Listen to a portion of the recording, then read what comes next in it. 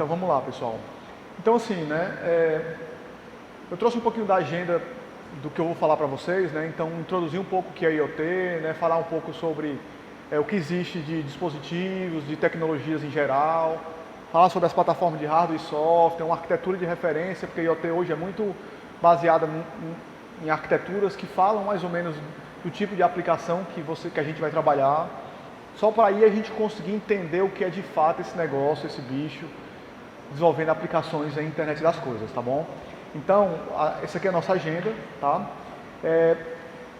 Internet das coisas é um termo que se fala há muito tempo já, né? Se começou lá atrás, em 92, 93, chamando de computação ubíqua e depois virou internet das coisas. Diferente de alguns nichos de aplicação que vocês estão acostumados, a IoT é importante você entender de fato quais são os principais requisitos da tua aplicação para depois tu ir montando de cima para baixo toda a tua infraestrutura. Né? Tem muitos cenários que você pode trabalhar, não é aquele modelo de aplicação comportada, né? Com parte na nuvem, né? Conectado via protocolo abertos da internet, HTTP que a gente está conhecendo, IP, né? Tem muita coisa que pode ser oferecida de acordo com o tipo de aplicação, domínio de aplicação que você vai trabalhar. Então eu tentei trazer para vocês um pouco desse mundo do que vai ser IoT, começando lá de baixo, né, falando das arquiteturas, das definições, e aí subindo nessa camada, vocês vão ver que camada é essa ao longo do tempo, né? Mas assim, o fato é que nesse slide está mostrando que ela tem crescido de forma significativa e já faz parte do dia a dia da grande maioria das pessoas e dos processos industriais, né? Então, que há um tempo atrás se falava sobre automação industrial, sobre você embarcar dispositivos computacionais no seu chão de fábrica, hoje já é realidade nas indústrias aí de uma forma geral, um conceito que a gente tem de indústria 4.0, por exemplo. Né? E aí é um extremo da escala, e aí a gente vai passando por cidades inteligentes, tem muito, aqui no Brasil menos, né? O conceito demora um pouco mais a chegar, porque aqui a gente tem problemas de recurso, mas na Ásia, por exemplo, em grandes cidades da Europa, dos Estados Unidos, o conceito de cidade inteligente já vem sendo utilizado e aplicado de uma forma mais ampla, né? E aí chegando em prédios inteligentes, casas inteligentes e automação de processos pessoais, como um treino numa academia, como monitoramento de indicadores de saúde, por exemplo, tá bom? Então, assim, já faz parte do nosso dia a dia e basicamente, assim, se a gente for definir rapidamente o que seria a internet das coisas, é a capacidade que a gente vai ter, eu vou trazer uma definição mais precisa depois, mas a capacidade que a gente tem de embutir no nosso dia a dia, no nosso ambiente, dispositivos computacionais conectados na internet. Tá? Então, uma definição assim, bem alto nível do que seria a internet das coisas. Né? Então, essa tecnologia ela apareceu depois da convergência de alguns recursos, né, tecnologias, protocolos que já existem há bastante tempo. Um deles que é o RFID, que é a sua capacidade de identificar unicamente um dispositivo pela frequência de rádio que ele está emitindo e está respondendo. Tá bom? Então isso é um negócio que eu falei um termo aqui que é bastante importante para a IoT, que é você endereçar unicamente um dispositivo. Mais na frente a gente vai voltar um pouco mais sobre isso aí, né? As plataformas de hardware em geral também já existem há bastante tempo, hardware embarcado. A gente tem software embarcado nos nossos dispositivos do dia a dia, um ar-condicionado, um projetor desse aqui, né? Ou em casa mesmo, na televisão, uma geladeira, há bastante tempo, inclusive. Tá? Agora, esses dispositivos conectados via uma plataforma de comunicação sem fio, com uma interface de monitoramento e controle, é que é mais recente, que a convergência desse tipo de mecanismo é que possibilitou a difusão da internet das coisas como a gente vê hoje, né? Juntamente com, obviamente, né, essa evolução das tecnologias de comunicação sem fio, e não só comunicação sem fio, mas com duas características importantes para a IoT, que é o longo alcance e o baixo consumo. Tá bom? Então antes a gente tinha, até tem hoje, né, um fator de referência direta, né, que é alcance e consumo de bateria, que são diretamente proporcionais. E a gente tem tecnologias hoje de comunicação possibilitando a evolução da IoT, que a gente tem um alcance interessante na linha de quilômetros, por exemplo, com um consumo que permite você embarcar esse dispositivo, essa interface de comunicação em um dispositivo de baixa capacidade energética. Tá? Só que muitos desafios ainda estão aí para serem resolvidos. Né? Então, IoT se fala em centenas de dispositivos computacionais por pessoa, né? Em bilhões de dispositivos computacionais numa cidade de médio porte. Tá? Então, só isso aí já seria um desafio bastante relevante. Né? Restrição de recursos inerentes aos próprios dispositivos, baixa capacidade de processamento, de armazenamento e de reposição energética. Requisitos não funcionais concorrentes, a gente fala muito sobre segurança e privacidade em aplicações em geral, mas eles acabam influenciando de uma forma negativa quando você vai implantar outros requisitos como tempo de resposta, disponibilidade, descentralização, e aí a gente tem uma dificuldade de conseguir atender, por exemplo, 2 desses requisitos. Ou você insere segurança em um determinado nível, ou você permite descentralização. Normalmente, quando você quer inserir segurança em um sistema, você centraliza o acesso, você centraliza as suas credenciais, tá? E aí a IoT, quando tem essa quantidade de grandes dispositivos, a primeira solução que aparece é descentralização. Então, tem alguns requisitos não funcionais concorrentes aí que eles precisam ser resolvidos dentro de para entregar uma solução importante, né? Variedade de hardware e software disponível. A gente vai ver hoje que a gente tem muita plataforma de hardware que eu posso customizar para fazer prototipação e depois para fazer os meus dispositivos finais. E aí tudo isso dentro daquela cadeia de IoT com sistemas operacionais que vão dar suporte à execução das aplicações que a gente estiver trabalhando. Em cima disso, nossas linguagens de programação e os protocolos de comunicação, né, em camada de rede e mais em cima em camada de aplicação. Então, e aí por último, né, eu vou falar pouco sobre isso, mas não menos importante, a gente nem teria tempo, seria uma outra palestra. Você já deve ter visto o professor Regis aqui falando, por exemplo, sobre isso, que é a grande quantidade de dados disponíveis, né, dentro desse mundo que a gente chama de internet das coisas.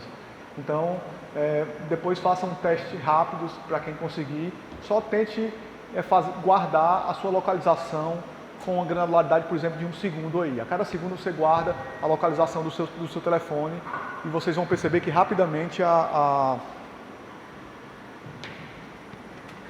vocês vão perceber que você tem que desligar aí. Aí vocês vão perceber que rapidamente esses dispositivos vão gerar uma quantidade de dados. Acho que o outro era melhor, sabe? Só aqui. Tá, legal, melhorou. Então vocês vão ver que rapidinho a quantidade de dados gerados por localização vai crescer muito. Tá? Então isso é um desafio de você conseguir selecionar os dados mais importantes, com taxa de coleta, uma frequência que é importante para o teu sistema, tá? E que depois tu consiga inferir, né, os raciocínios que você precisa com aquilo. Então, dependendo do tipo de aplicação, do uso que você vai fazer daquilo, você precisa de mais ou menos dados, e esses dados precisam sair de um sensor que está lá na borda até os teus motores de inferência rodando na nuvem, por exemplo. Tá? Então, por si só, isso aí, o caminho dos dados já seria um desafio. Então, tem bastante coisa que precisa ser tratada e gerenciada, tem muita gente fazendo pesquisa nessa linha. Né? Bom, a aplicação em IoT, elas vêm evoluindo usando aquelas tecnologias e dispositivos que eu falei para vocês anteriormente, tá? Só que elas começaram há 20, 30 anos atrás com um negócio que a gente chamava de aplicações máquina a máquina. Então a gente tinha antes, no início, aplicações que funcionavam homem-máquina, né? Então era um usuário ou vários usuários interagindo com uma máquina para prover um determinado comportamento. Mas na frente a gente tem essas aplicações que a gente chama de aplicações máquina a máquina, tá bom? Que aí a gente tem algum dispositivo de borda monitorando ou controlando algum tipo de informação sobre o ambiente e uma cadeia de transmissão de dados até chegar em um controlador. E aí a gente tem vários vários exemplos aí de aplicações que seguem essa arquitetura, e uma característica importante sobre elas lá atrás é que elas funcionam de forma isolada. Então, aplicações, por exemplo, de telemática com controle de frota, de logística de entrega, por exemplo, de uma grande empresa dessa aí de entrega de, por exemplo, Coca-Cola, tem isso há muito tempo. Então, ela tem os seus caminhões monitorados e acompanhados em tempo real há muito tempo, tá bom? Mas aí usando uma cadeia toda de coleta da informação, distribuição dessa informação pelas linhas de comunicação disponíveis até o tomador de decisão ali, que é o sistema centralizado em algum canto, usando protocolos fechados, criados e desenvolvidos pelaquela empresa específica, tá? E alguns outros exemplos, né? Aplicações de medicina remota, tá? Gerência de frotas, aplicações de monitoramento de segurança, ATM, um ponto de venda. Então, por exemplo, caixa eletrônico, a gente usa caixa eletrônico há 30, 40 anos, né? E aí o caixa eletrônico está diretamente conectado com o servidor central ali do banco. Aquilo não era IoT ainda, porque a gente tem algumas diferenças, né?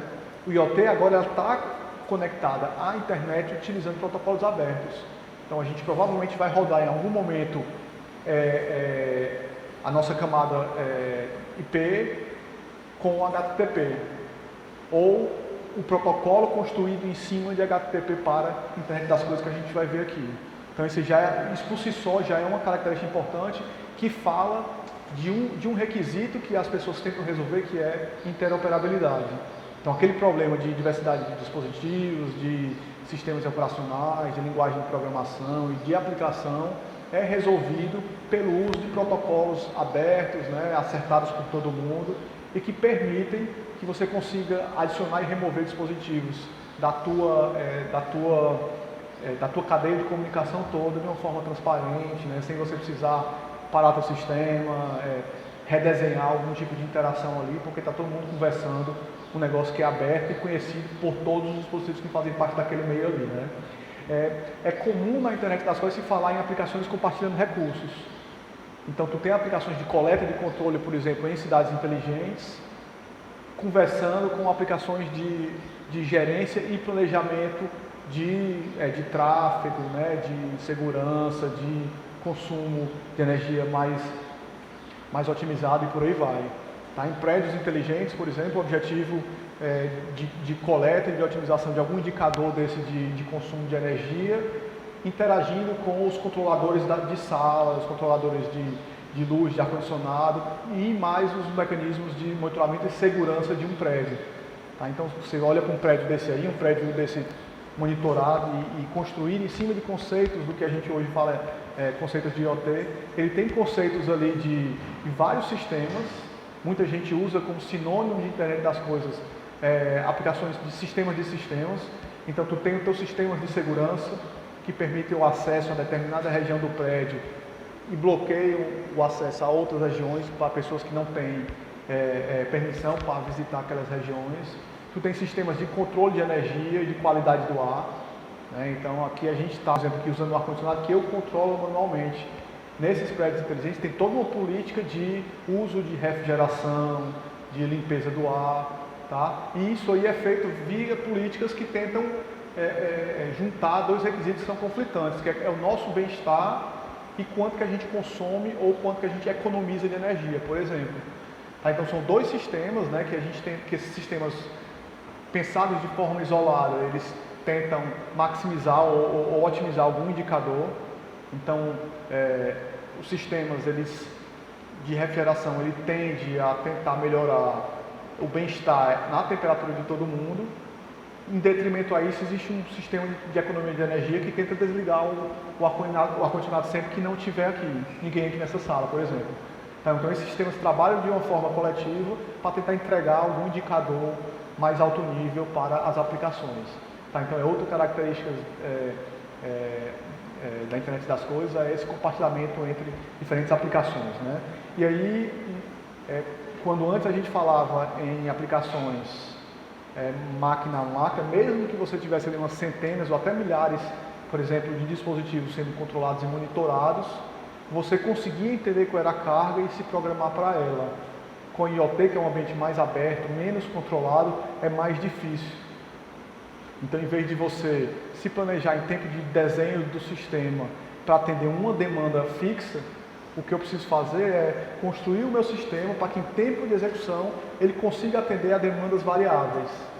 Então aí você vai usar algo que o pessoal hoje de computação em nuvem usa muito com escalabilidade, com elasticidade, e tu conseguir adicionar ou remover recursos à medida que a carga do sistema vai variando. Se vocês tiveram a palestra com o professor Michel, ele deve ter falado um pouco sobre isso quando a gente fala hoje com redes definidas por software. Então você consegue inserir ou retirar elementos de rede para atender demandas variadas, ou mudar uma topologia, por exemplo, né? E depois inserir mais em cima elementos de nuvem para conseguir processar aquela informação, porque alguma demanda no sistema foi alterada por algum motivo.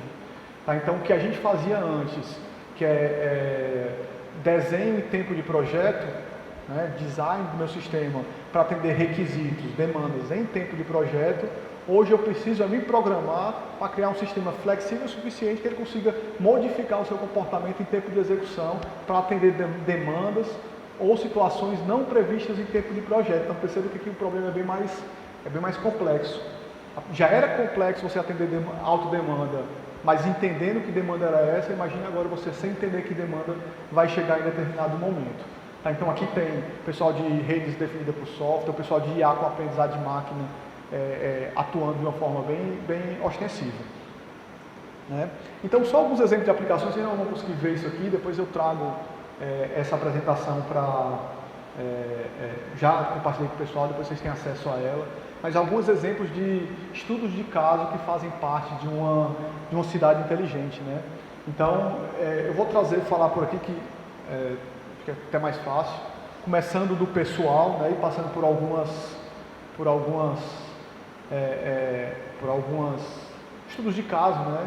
Começando com os nossos dispositivos vestíveis, fazendo monitoramento de indicador de saúde ou indicador de, por exemplo, exercício físico. Hoje tem muita plataforma tentando entregar indicador de exercício físico baseado, por exemplo, num relógio.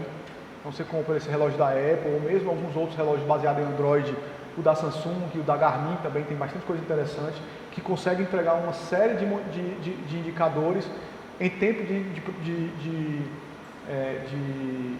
em tempo real, né, em tempo que a atividade está executando. Hoje, assim, vamos falar só de Brasil, que em alguns cantos está até mais evoluído, mas hoje não tem um clube da Série A, por exemplo, que não tenha os seus jogadores monitorados por algum dispositivo de monitoramento pessoal. Às vezes alguém faz um gol e tira a camisa, ou termina o jogo e tira a camisa, vocês conseguem ver um coletezinho preto que o cara está usando, ou ele usa no meio das costas, na frente, ou atrás. Ali é um dispositivo da Garmin, que é o provedor desse tipo de equipamento para a Série A mais comum, que tem uma série de informações ali sobre distância percorrida, sobre a aceleração do atleta ao longo do jogo, outros indicadores ali de batimento cardíaco, de saturação. Né? Tem atleta da maratona, por exemplo, que eles começam a monitorar quanto que ele está perdendo de sais ao longo da corrida, porque aquele é um indicador importante para o pós-treino dele, para a recuperação. Então, só para citar algumas coisas de atletas de alto nível que estão utilizando esses dados, né? E aí os requisitos de aplicação para isso aqui são totalmente diferentes dos requisitos de aplicação, por exemplo, para cidades inteligentes, para indústria 4.0 e por aí vai. Eu tenho alta necessidade de privacidade em muitos deles eu não tenho necessidade de informação em tempo real. Né? Alguns dispositivos desse da Garmin, mesmo em série A, eles não são acompanhados em tempo real. Terminou o jogo, eu tiro o dispositivo, coloco em cima de uma mesa e ele consegue conversar via sem fio com o resto da plataforma e fazer toda a inferência, tá bom? Em outras aplicações não, outras aplicações eu preciso ter uma informação em tempo real sobre o que está acontecendo, né?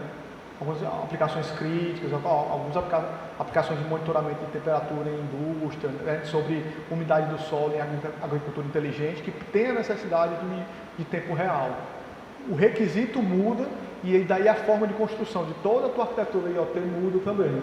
né? Casas e prédios inteligentes, você vê que, por exemplo, automação residencial, você já tem outros requisitos, né? O Márcio chega em casa, ele gosta do ar-condicionado de uma temperatura tal, a televisão em tal canal, em tal programa, né? Já a esposa dele chega e já gosta de outra coisa completamente diferente. Quando os dois estão juntos, como é que a temperatura é acertada, como é que a televisão é setada, só para citar os exemplos de 2 dispositivos. Fora o resto da tua casa inteira, né? Com iluminação, com segurança, com qualidade do ar e por aí vai, né? Então, a quantidade de requisitos muda. Você usa dispositivos vestíveis, né? Dispositivos que monitoram sinais pessoais em esporte e depois aí em healthcare muda o tipo de requisito. Você está trabalhando agora com aplicações críticas, com monitoramento de pessoas que têm problemas de saúde, ali um monitor cardíaco, por exemplo, em cardiopatas, que você precisa ter um entendimento e uma resposta mais rápida, talvez até uma antecipação de que pode ter um problema. Então você consegue fazer, por exemplo, leitura de sinal de batimento cardíaco para prever algum problema em tempo real. Então mesmo que o usuário daquele dispositivo não esteja ainda externalizando sintomas, o corpo dele já está dando sinais de que ele pode vir a ter problema. E aí você se antecipa, né? Uma variação na pressão arterial, por exemplo, e o tratamento adequado naquele momento ali. O tipo de requisito é diferente, né? A precisão do equipamento, até a construção do equipamento muda. Se você quiser, por exemplo, né, trabalhar com equipamentos médicos, desde da etapa 1 de construção daquele dispositivo tem que seguir protocolos bem definidos aqui no Brasil e no mundo é assim, pelo Ministério da Saúde. Tem ISO aí só especificando como é que deve ser o passo a passo de construção de equipamento médico. E se você não seguir aquela especificação, aquele dispositivo não é certificado como um equipamento que pode atuar em aplicações médicas, tá bom? Então, veja, isso aí serve para todo tipo de aplicação, né? Mas em IoT tem uma repercussão mais importante que é requisito de aplicação guiando toda a construção da tua arquitetura de sistema. Então, em que tipo de aplicação aquele dispositivo vai ser usado, aquele meio de comunicação vai ser usado e aquele resto de infraestrutura vai ser construído, desenhado, e aí eu vou escolhendo os meus sistemas, né, as minhas tecnologias de acordo.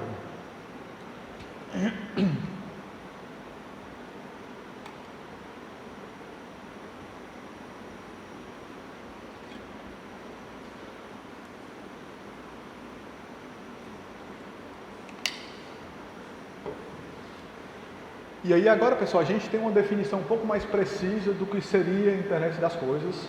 Tá? Eu trouxe só uma, tem muitas por aí, né? Várias definições de pesquisadores, definições de indústria, definições de órgãos regulatórios. Aqui é um, né, que é o Internet Engineering Task Force, né, que é um órgão dos Estados Unidos que eles tentam criar padronizações para reger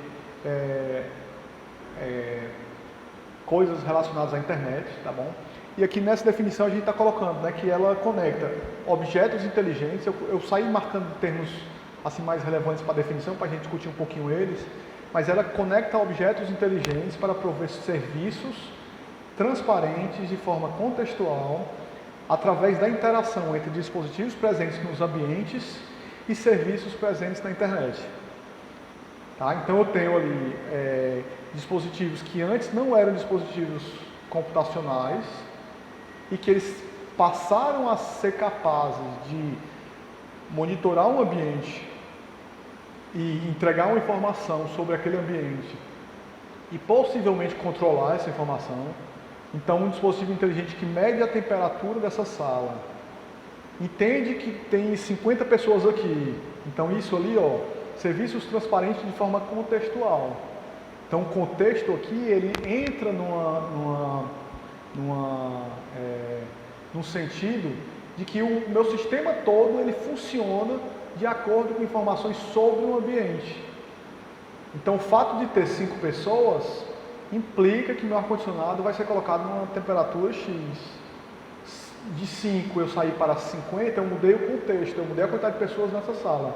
Então a forma do meu sistema se comportar muda. Porque eu preciso ligar um segundo ar-condicionado, por exemplo, porque só um ar-condicionado talvez não dê vazão. Talvez eu precise ligar um segundo ponto de acesso, porque só um não vai conseguir dar vazão àquela quantidade de dispositivos que estão presentes.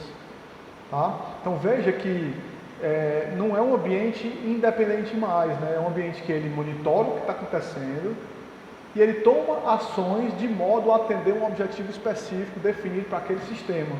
Esse objetivo ele pode ser um objetivo independente do sistema de refrigeração, como pode ser um objetivo mais geral do sistema do prédio inteligente.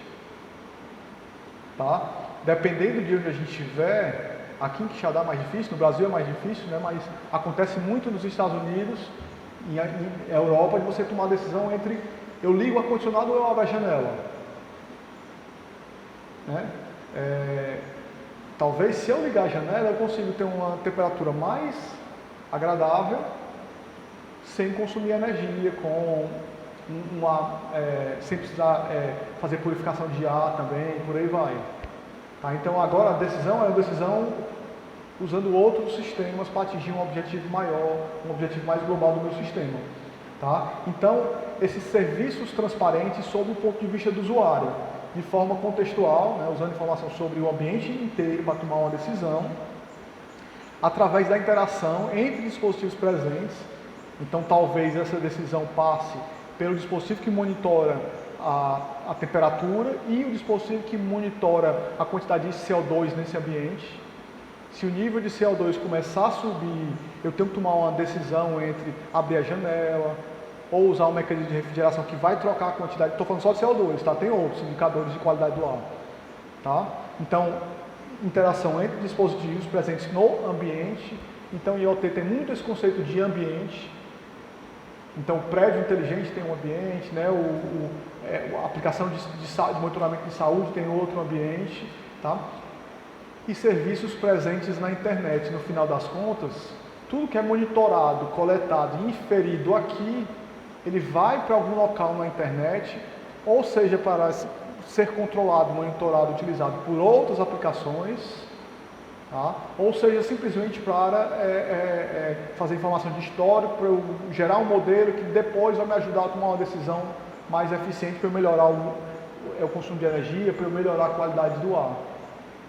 Tá bom? Então, ambiente, dispositivo que monitora, rede de comunicação, possivelmente sem fio, um dispositivo de borda aqui controlando tudo isso aqui, esse cara de borda manda para a internet, lá a internet aqui é disponibilizado via novos serviços que outras aplicações interagem. Tá? Então, só fechando aqui a definição de objetos inteligentes, a gente tem que são dispositivos computacionais presentes nos ambientes, lembra o unicamente endereçável, e conectados à internet, né? O unicamente endereçável é importante porque agora esse ar-condicionado, esse projetor, no ambiente que a gente está, ele precisa ser contactado por alguém na internet. Mesmo que não seja diretamente, quando muitas vezes não vai ser, não tem um IP válido nesse dispositivo, né?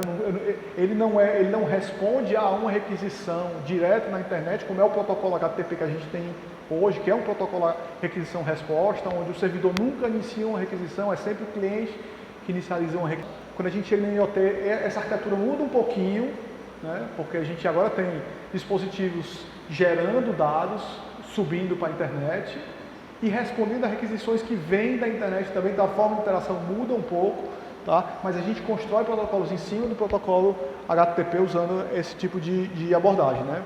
Tá? Então,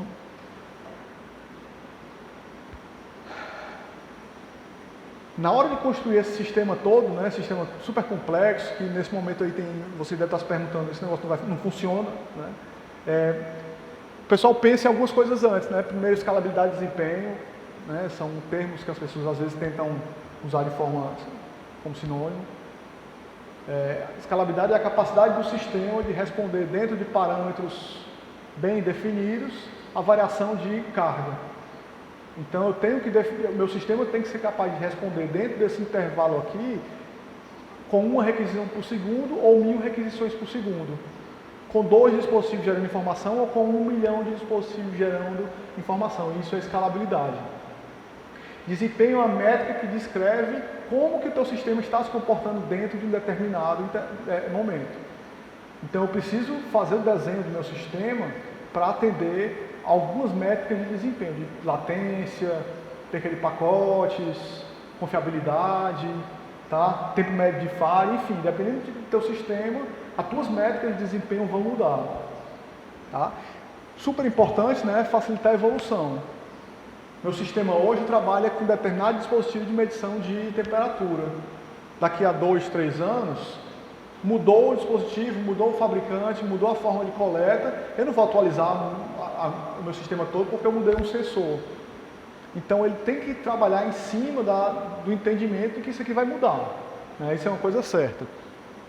E aí nessa linha tratar heterogeneidade. Né? Eu não sei o que vai acontecer, quem que vai entrar no sistema, quem que vai sair no sistema. Eu sei que as coisas têm que funcionar baseadas em informações bem definidas e acordadas. Isso aqui é um importante. Né? Oferecer mecanismos para facilitar a gerência de dispositivos e serviços. Então, nesse momento eu liguei um ar-condicionado, eu desliguei um ar-condicionado, o projetor ligou, alguém desligou esse projetor, meu sistema tem que funcionar independente do que estiver acontecendo com esses dispositivos, baseado no mecanismo de gerência que a gente constrói para isso. E aí a gente sai de uma gerência humana, que são o mecanismo de gerência de dispositivos de rede e de aplicações tradicional, para uma gerência mais autônoma, menos dependente de um administrador humano.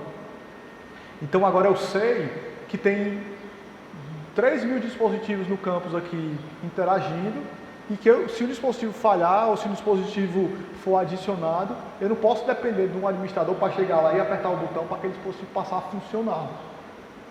Né? Ele tem que ser um mecanismo plug and play automático. Né? Então ele ligou, ele já está fazendo parte do sistema, o sistema identifica que é um mecanismo de temperatura, que é um controle de alguma informação física, e aí ele já se configura, né, ele já liga no sistema.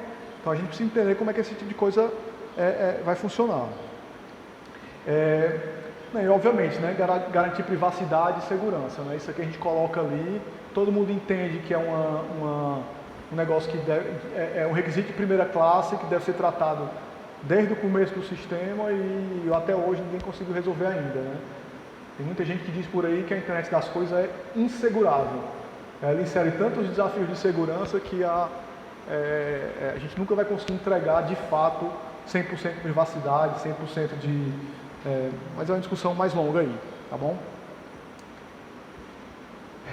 Bom, alguns elementos arquiteturais aí que eu trouxe para vocês, depois a gente vai voltar para essa figura, né? Eu vou trazer outras depois para vocês. A gente tem sensores e atuadores monitorando e controlando informações sobre o teu ambiente. Você tem dispositivos de ambiente, ou dispositivo de borda, ou gateway, dependendo da terminologia, que acessam e controlam esses dispositivos de ambiente. Tá? O comum é uma arquitetura baseada em gateway e dispositivo de borda, sensor e atuador. Por exemplo, botar um sensor de temperatura agora controlado na internet, é possível. Tá? Mas um sensor de temperatura vai precisar de muita bateria, por exemplo, para ficar respondendo a requisições diretamente da internet. Então, como é você ter um sensor de temperatura, por exemplo, rodando em bateria, e um dispositivo de borda ligado, que é um gateway, por exemplo, ligado a uma rede de alimentação de energia de mais alta disponibilidade, né? A rede elétrica de um prédio ou uma energia solar. E aí sim ele tem as interfaces de comunicação que fazem o intercâmbio entre os sensores e atuadores e as tuas camadas de comunicação que vão permitir que essas informações aqui estejam de alguma forma disponíveis na internet. Então essa arquitetura mais comum é você ter sensor e atuador embutidos, embarcados no teu ambiente, um dispositivo controlador desses dispositivos mais simples e uma camada de comunicação usando agora sim protocolo IP até a internet, tá? E aí do outro lado, dispositivos pessoais ou outros sistemas acessando serviços disponibilizados na internet, recebendo informação e controlando essas informações e por aí vai. tá?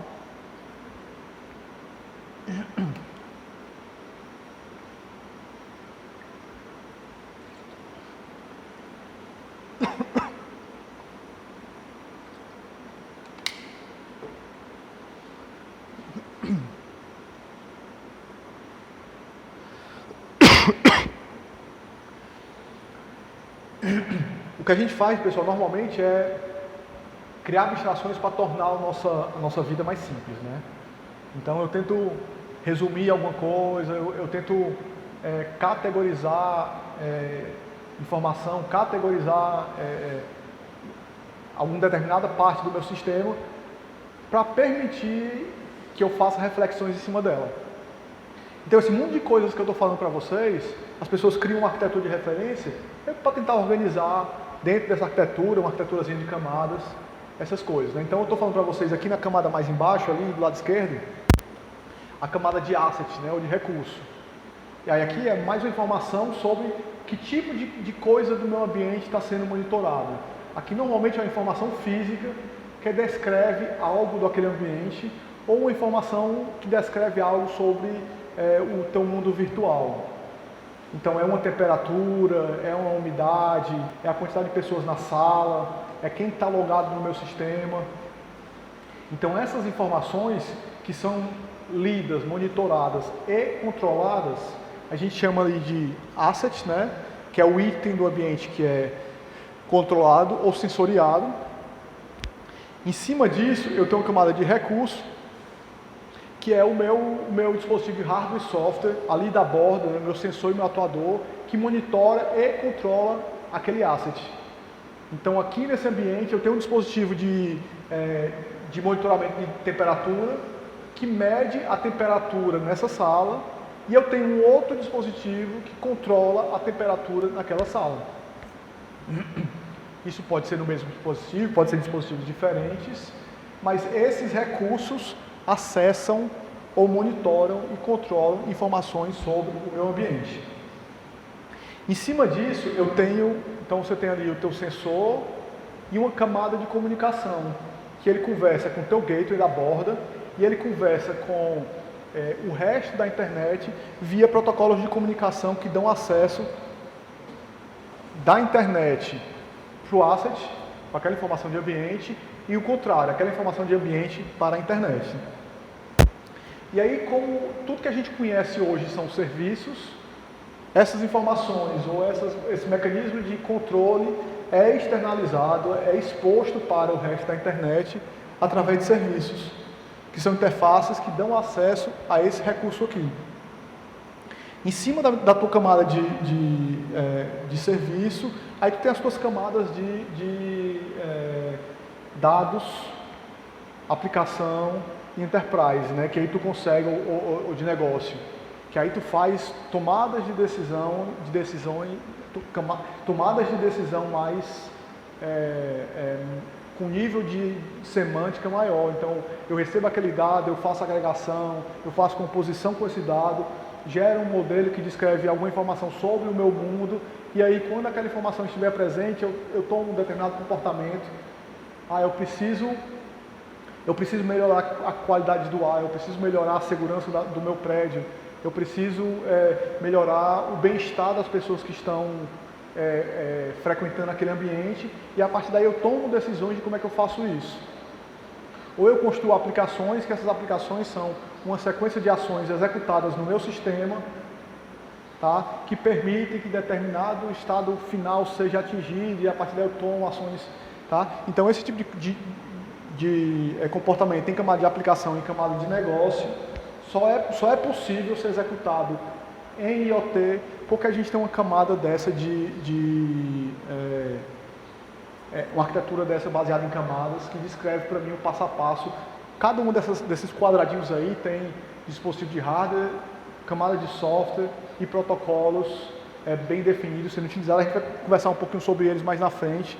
E ali, né, do lado esquerdo, interagindo com todas as camadas, nossa camada de segurança, né? Então, hoje a gente fala muito em IoT sobre segurança ponta a ponta, desde a coleta ali da informação até o processamento daquele dado lá na nuvem, Tá? A gente tem toda uma parte de gerência também que precisa ser trabalhada desde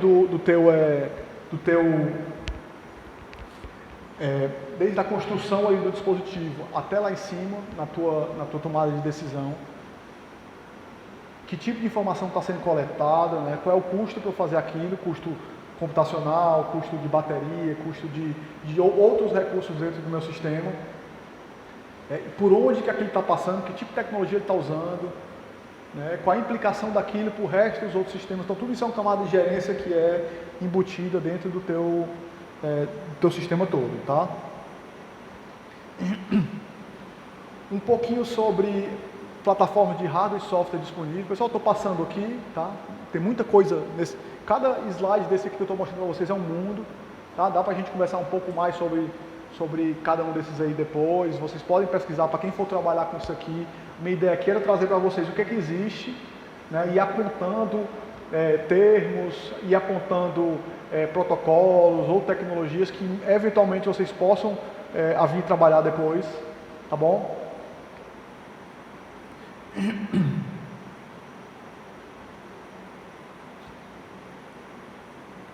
Então, trazendo aquela figurinha de volta para vocês aqui, agora eu discuto um pouco mais sobre o que tem de IoT em cada uma delas, né? Assim, o que a gente precisa entender, o que a gente precisa ir pesquisar mais a fundo para a construção de cada uma dessas coisas, tá bom? Então, começar um pouquinho sobre nossos hardwares customizáveis, né? O termo em inglês é enablers, né? Uma das coisas que apareceram aí permitindo que a IoT se popularizasse foi a criação dessas plataformas de hardware customizável. Então agora eu chego e falo, eu quero construir uma determinada aplicação IoT. O primeiro passo é, beleza, tu já prototipou aquele dispositivo. Então tu vai lá na loja e pega um Arduinozinho, pega Raspberry Pi, pega BeagleBone, tem muita plataforma disponível por aí. E tu vai prototipar. O que é isso? Eu vou montar o sensor que vai coletar aquela informação. Eu vou decidir qual vai ser a minha plataforma de software e sistema operacional que eu vou utilizar para permitir que aquele sensor colete a informação e mande aquilo para a internet. Aquilo vai ser com fio ou sem fio, vai ser com fonte de energia ou sem fonte de energia. Quais são os mecanismos de segurança que eu vou utilizar em cima disso, porque a segurança ela entra desde a coleta, né? Você lembra que eu falei de segurança ponto a ponto? Então tudo isso está embarcado dentro de um dispositivozinho desse tamanhozinho, tá? Que roda numa pilha, aquela pilhazinha redonda, pequenininha, com um microcontroladorzinho, com baixíssima memória RAM, quase nada de armazenamento. Então vocês precisam entender um pouco sobre o que existe aqui e como é que isso aqui funciona para começar a desenhar o resto do sistema. Então uma vez que esse cara aqui ele é desenhado, né, os requisitos da ação são pensados, eu vou começar a definir que protocolos são esses aqui. É com fio, é sem fio, camada de acesso à rede, camada camada 2 e 3, né? Depois disso, quais são os protocolos em camada de aplicação que eu vou utilizar? Tudo isso faz diferença, tá? Dependendo do dispositivo que esteja aqui e das restrições que esse cara tem, esses protocolos aqui eles podem ser adequados ou restringidos. Existem protocolos de camada 2, protocolos de camada 3 que têm maior consumo energético ou menor consumo energético. Obviamente com os benefícios associados também. Tá? Então se o seu problema é consumo energético, tu não vai escolher um protocolo de alto consumo energético ali. Então tu começa a fazer o desenho da tua arquitetura toda baseado ou de cima para baixo ou de baixo para cima, né? Então eu tenho esses requisitos aqui, quais são os dispositivos que atendem a ele. E aí você vai prototipar. Uma vez que você prototipou e tu vai transformar aquilo no dispositivo, aí tu vai mandar aquilo para... tem muita empresa que faz a construção do dispositivo embarcado mesmo que você precisa. Então tu vai prototipar, né? Tu vai fazer todo o teu projeto de hardware, vai entregar as tuas plataformas de software para a empresa vai gerar um dispositivozinho com uma interface Wi-Fi, com uma interface Bluetooth de baixa potência, com uma fontezinha energética ou com uma fonte via energia solar, por exemplo, e aí tu faz o projeto todo do teu hardware customizado, junto com essas duas coisas aqui, ó. E aí tu tem o teu dispositivo de internet, o teu dispositivo de gateway, fazendo controle desse tipo de coisa. Depois que tu permitir construir essas duas coisas aqui, né, o hardware customizável e o teus protocolos de comunicação, tu vem para as tuas abstrações de programação. Aquilo vai estar disponível na internet para que outras aplicações acessem. Então, primeira pergunta, onde é que você vai rodar onde? Onde na internet isso vai funcionar, né? Eu vou usar o Google, AWS, Azure, Oracle, tá? E aí, dependendo do player que você escolher, ele tem uma API de IoT para você trabalhar. E aí você vai influenciar o resto do teu sistema também. Porque aí tu vai dizer, vai rodar no Google usando plataforma ABC, e aí o resto do teu sistema daí para frente vai ter que falar aquele protocolo que você definiu. Tá? Então é uma decisão também que vai impactar o resto do teu sistema. E também do outro lado, os teus sistemas operacionais, né? Então o sistema operacional hoje no teus dispositivos de usuário também tem influência em parte desse mundo de coisas aqui interagindo. Então, por exemplo, se for uma aplicação vestível, que você decidiu, por exemplo, usar dispositivos que conversam Android, que é o Android Wear, de vestir. Então, natural é você seguir protocolos e a camada de software, o ecossistema de software que roda Android. Celulares Android, outros dispositivos pessoais que falam Android.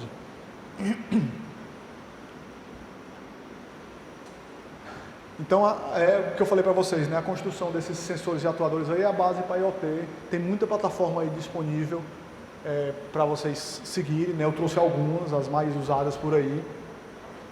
Tá? Então, o principal aqui é a sua capacidade para testar e validar conceitos de forma assim, cedo no seu ciclo de desenvolvimento. Esse processo de construção do teu hardware, até você ter um dispositivo seu feito para poder ser validado, demorava muito tempo antes. E hoje não. Hoje a primeira coisa que eu faço é validar a minha capacidade de gerar um dispositivo. Será que dentro das restrições que eu tenho de bateria, né, de rede de comunicação, de memória, eu consigo entregar aquele requisito ali? Então você valida cedo, hoje com esses dispositivos de hardware customizado. Junto com eles, eu vou escolher qual é o meu protocolo de comunicação, né? Então, com eles, eu tenho a integração entre dispositivos de bordo e internet. Protocolos em camada 2 e 3, protocolos em camada de aplicação. Tá? E aí tem muita coisa disponível aí que você consegue utilizar, dependendo do seu requisito. Alcance, largura de banda, latência, consumo de energia e arquitetura. Tá? Alguns dos requisitos que definem ou que descrevem essas tecnologias aí. Você tem arquiteturas centralizadas, arquiteturas baseadas em IP, que isso influencia, porque isso aqui vai estar camada 2, 3, e em cima disso vai rodar um protocolo de camada de aplicação que precisa que camada 3 rode IP, por exemplo. Então o cara já pode dizer que eu quero usar a COAP. É um requisito meu, porque o resto do meu sistema fala COAP, tu tem que falar COAP também, que COAP é um protocolo de camada de aplicação baseada no paradigma HTTP, tá? Ele não é compatível com o HTTP. Ele segue o paradigma HTTP, tá? Então, se ele fala COAP, eu tenho que falar em camada 3 IP, não tem jeito, tá? Mas outros dispositivos desse não. Por exemplo, o Zigbee, por exemplo, é um protocolo totalmente descentralizado. Você não tem um centralizador das informações. Eu posso colocar luzes aqui, tem disponível por aí, Philips, né, e por aí vai, só para citar algumas, que elas se conectam entre si e elas fazem o roteamento das informações entre as próprias lâmpadas. Não tem um dispositivo centralizador. Meio que a gente está falando em redes mesh, por exemplo. Tá? Então você consegue construir mecanismos de comunicação usando o Zigbee de forma descentralizada, muitas vezes tolerante a atraso, que a gente chama, né? Então um pacote é entregue agora e ele só vai ser repassado daqui a 2 minutos, daqui a 2 horas, mas a comunicação chega. Então, dependendo do seu requisito, você usa determinado tipo de protocolo disponível aí, né? NFC, por exemplo, é bastante utilizado, mas é um protocolo de baixo alcance. E aí você vai fazendo o desenho do teu sistema de borda, do teu dispositivo de borda, utilizando determinada tecnologia de comunicação, em cima disso, determinada tecnologia em camada de aplicação, e aí você começa a fazer o desenho de como é que o teu sistema interage com o resto da tua aplicação. Tá? E aí é camada de aplicação, né? Eu trouxe algumas para vocês, né? Então, Google Cloud IoT, o Amazon Web Services com IoT, né? ThingsWorks aí começou como startup e hoje eles estão bem grandes, né? Eles só tem player grande, se vocês perceberem, né? E aí, o seu serviço de aplicação, dependendo da sua arquitetura, você consegue até fazer ele conversar direto, né? Internet e dispositivo de censuramento e atuação. Ou usando algum daquela arquitetura em camadas que eu mostrei para vocês mais cedo.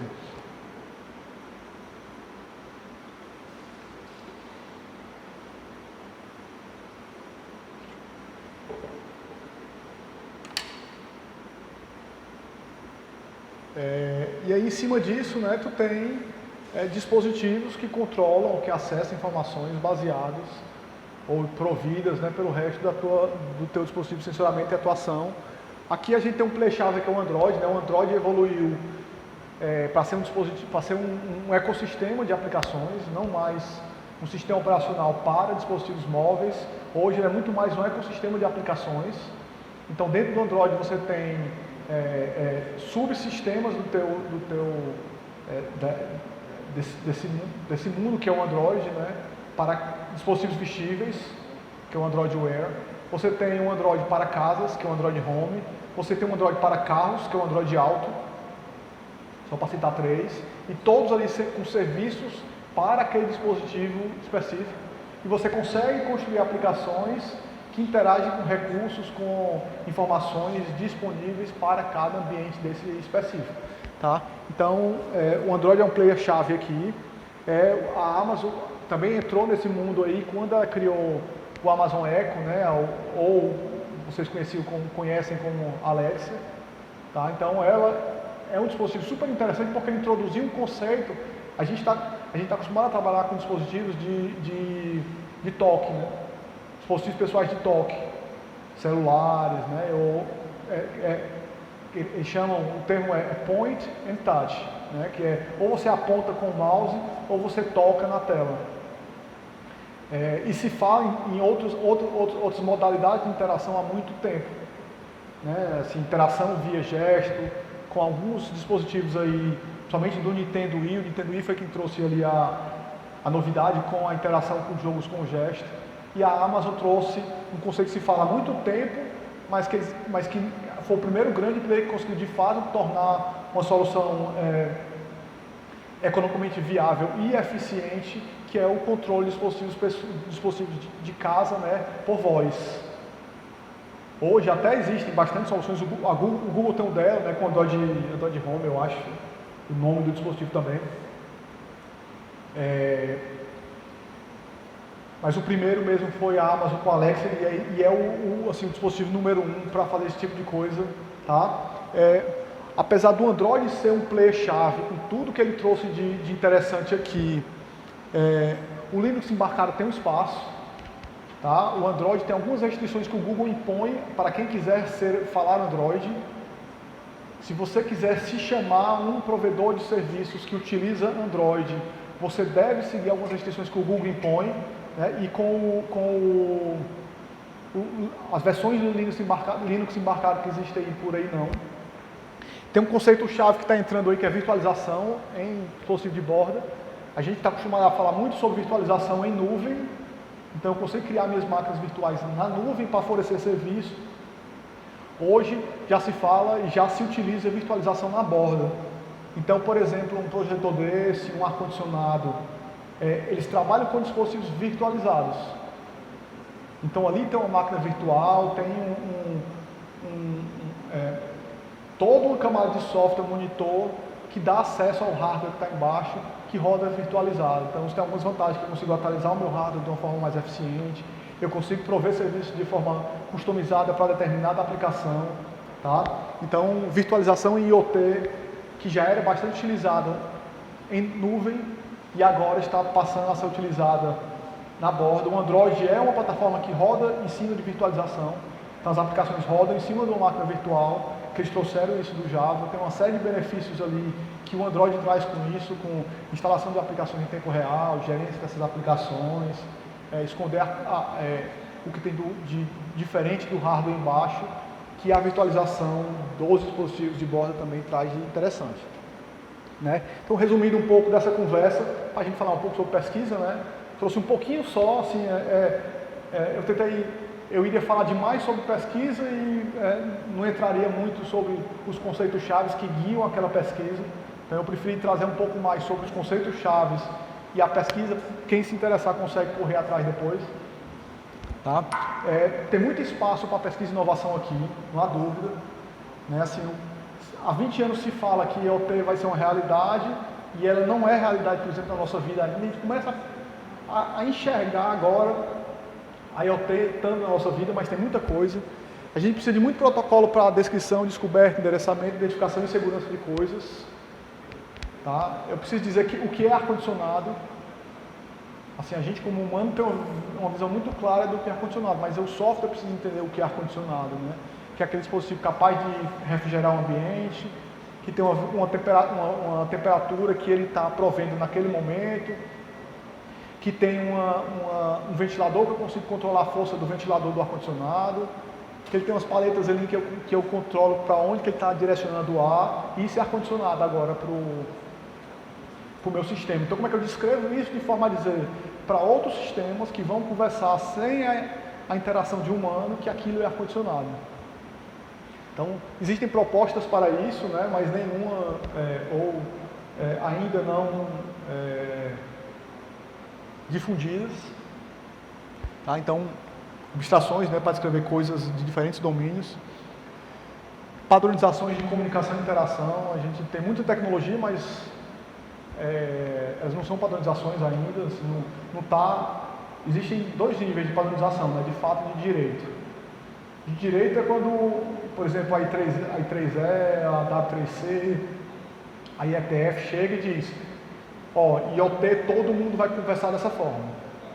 Isso é padronização de direito. É um órgão que tem um poder de lei, né, ou um poder de padronização, e impõe às pessoas que estão trabalhando naquele mundo que é daquela forma que se trabalha. E as padronizações de fato são aquelas que você chega e diz: pô, isso aqui é interessante, eu vou usar no meu projeto. E aí uma quantidade grande de projetos passa a utilizar aquilo, até que todo mundo usa aquilo. Isso é uma padronização de fato. Por exemplo, as plataformas REST interagindo baseado em algum protocolo, utilizando JSON, por exemplo. Isso é uma padronização que existe por aí na internet hoje para a criação de aplicações REST, que virou uma padronização de fato.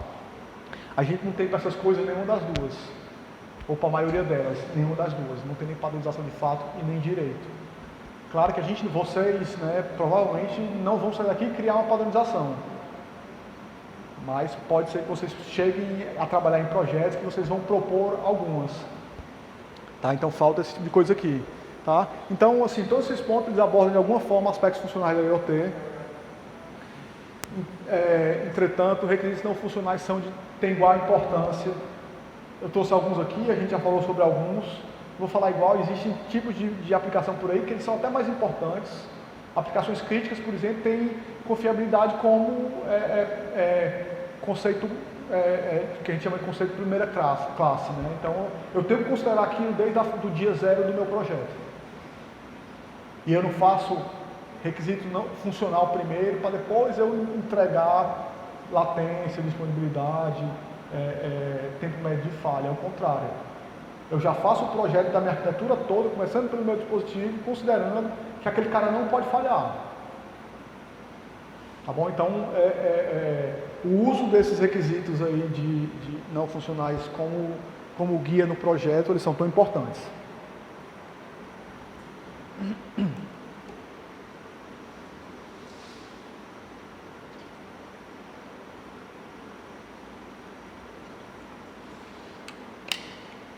Tá? Então, assim, o título da palestra, né, desenvolvendo aplicações de IoT, você não cria aplicações de IoT se vocês não dominarem esse mundo de coisas que eu falei aqui. Tá? Então, passa, né, por um entendimento sobre por onde é que eu estou pisando, por onde é que eu estou caminhando. Então, eu trouxe um artigo que foi publicado em setembro, outubro do ano passado, né, a versão final dele, nessa revista, que é Information Software Technology. Ele é fruto aí de, acho que uns 8 anos de trabalho, né, minha tese de doutorado foi a base para a construção desse artigo aqui, depois já vieram dois trabalhos de mestrado, um trabalho de doutorado em cima das coisas que a gente construiu aí, tá? Então, o que a gente tenta fazer é diminuir isso aqui, né? Complexidade inerente para desenvolver e gerenciar aplicações em IoT. Premissa que os ambientes são dinâmicos, né? Então os dispositivos entram e saem, eles ligam e desligam, os usuários entram e saem, né? Os protocolos falham e a gente liga eles e desliga, tá? E o que a gente quer é flexibilidade para entender o contexto do usuário e das aplicações e se adaptar de uma forma autônoma àquelas mudanças. Então entrou esse usuário, saiu o usuário, ligou o projetor, desligou o projetor, ligou o ar-condicionado, desligou o ar-condicionado e a minha infraestrutura funciona do mesmo jeito e controla os dispositivos da mesma forma. Então, os conceitos que a gente entrega nessa infraestrutura é gerenciar dispositivos de ambiente com esse tipo de informação, comunicação entre dispositivos de usuário e serviços na internet, considerando as diversas tecnologias que existem por aí. Então, um dispositivo falando Bluetooth conversa com o outro falando Wi-Fi, que conversa com o outro falando NFC, por exemplo, e a aplicação que está em cima não sabe que existe esse macarrão de coisa aqui embaixo e os dispositivos interagem e conversam, né? Alguns conceitos de autoadaptação, vou passar rápido por isso aí, pessoal, a gente está chegando no final do nosso tempo, né? E o que eu preciso é adaptar o fluxo de execução das minhas aplicações à medida que o sistema está executando. Tá? Então, uma plataforma para eu descrever, endereçar, descobrir e acessar em tempo de execução de dispositivos. Então, esses dispositivos eles vão entrando e saindo da minha rede, e eu tenho a minha zona de interesse, né, que é as informações que determinada aplicação precisa. Então essas duas coisas têm que casar. Então existe ar-condicionado disponível e aí ar-condicionado não é ar-condicionado falado pelo Márcio, existe uma forma de descrever o que é ar-condicionado dentro dessa plataforma. Que todo mundo que fala isso aqui sabe que ar-condicionado é ar-condicionado, relógio é relógio, impressora é impressora. E à medida que esses dispositivos estiverem disponíveis, eles são ligados, eles são configurados e eles fazem parte do meu sistema. Tudo isso de forma automática, sem o sistema precisar que o usuário chegue lá e vou ligar, vou desligar alguma informação. Isso aqui é tudo feito de forma automática. E aí o Márcio sai da UFC Quixadá e chega em casa e lá também tem um ar-condicionado de uma outra marca que fala uma outra tecnologia. Então o próprio sistema entende que aquele ar-condicionado agora é um ar-condicionado da LG, que antes era Samsung. Então ele baixa os drivers de controle daquele cara e ele passa a interagir com aquele ar-condicionado do mesmo jeito. Então é meio que o Android faz isso muito. O Márcio, que fabrica o hardware da LG, é responsável por disponibilizar o hardware, o software de controle da LG. O fulano que faz o ar-condicionado da Samsung também é responsável por disponibilizar o hardware da Samsung. Ele faz isso baseado em interfaces bem definidas para ar-condicionado. E a partir daí o sistema sabe onde é que ele busca cada um dos dois drivers, baixa, configura e passa a utilizar. Tá? Então a gente consegue configurar usando alguns desses conceitos aí. Tá? Em cima disso, né, uma camada de comunicação entre aplicações. Então, dispositivos de ambiente conversam com a aplicação usando diferentes camadas de tecnologia de comunicação e diferentes drivers de controle. Então, liga dispositivo, desliga dispositivo e esses caras interagem com outros dispositivos usando uma infraestrutura dessa aqui de interação. Aqui existem alguns conceitos importantes. O dispositivo que mandou ligar o ar-condicionado ou desligar o ar-condicionado pode não estar disponível naquele momento, então não é uma comunicação síncrona, eu preciso ter um desacoplamento de tempo, de endereço, de espaço. Então eu que mando informação para o ar-condicionado não necessariamente tenho que estar conectado com o ar-condicionado, eu faço isso através de uma infraestrutura que lida com a complexidade de desconexão, de perca de pacote, né? Então tem toda uma série de requisitos que são tratados aqui.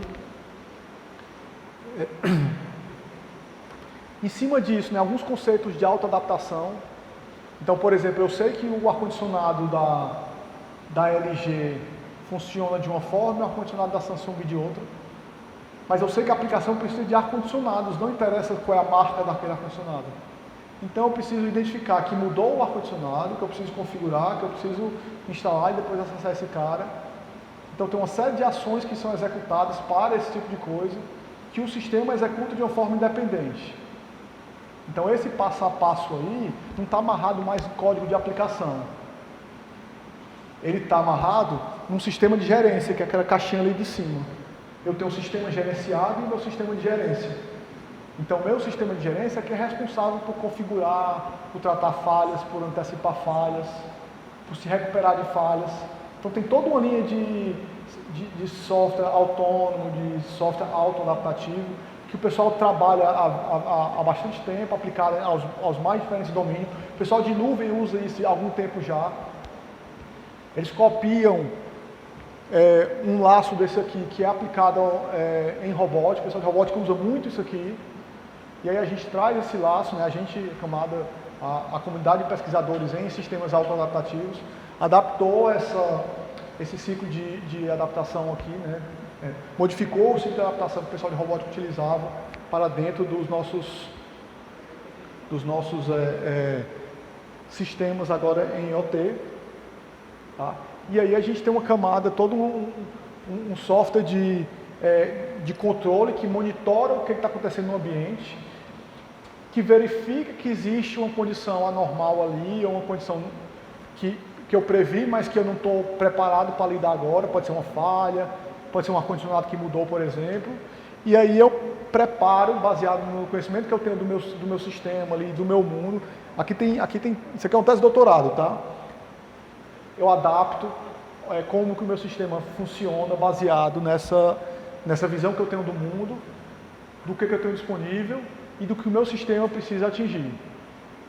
Então, esse passo a passo para a configuração de um novo ar-condicionado, por exemplo, é só um exemplo das coisas que eu consigo fazer com esse tipo de coisa. Então, agora eu desacoplo, eu desamarro do código da minha aplicação a entrega, por exemplo, de um requisito funcional. Uma lógica de negócio que está ali amarrada em código de aplicação, agora eu uso um mecanismo baseado em workflows, que eu consigo trocar workflows. É como se eu conseguisse trocar toda uma lógica de negócio em tempo do sistema executando. Então isso aí permite que eu consiga perceber que mudou o contexto, mudou alguma informação sobre o meu sistema, eu sei mais ou menos como é que eu resolvo aquilo ali, basta eu trocar o workflow. Então, eu executar esse mecanismo de adaptação no campo de Quixadá segue uma sequência de passos. Na minha casa mudou a sequência de passos, mas eu sei fazer isso também. Então a gente cria um mecanismo baseado em workflow para fazer essa adaptação. Então, só para a gente fechar aqui, né, a gente tem potencial importante para pesquisa e inovação, né, solução e trabalhos de mestrados e doutorados naquelas mais diferentes camadas, desde a tua camada de hardware, se for da formação de alguns de vocês, até os protocolos de aplicação lá em cima. Não entrei porque não ia dar tempo, né, tem muita coisa sendo feita, né, hoje vou falar que 70% a 80% dos trabalhos dessas coisas que a gente pensa em fazer, tem algum nível de IA envolvida. Só de aprendizado de máquina tem muita coisa contribuindo aqui, né? Assim, é quase uma simbiose.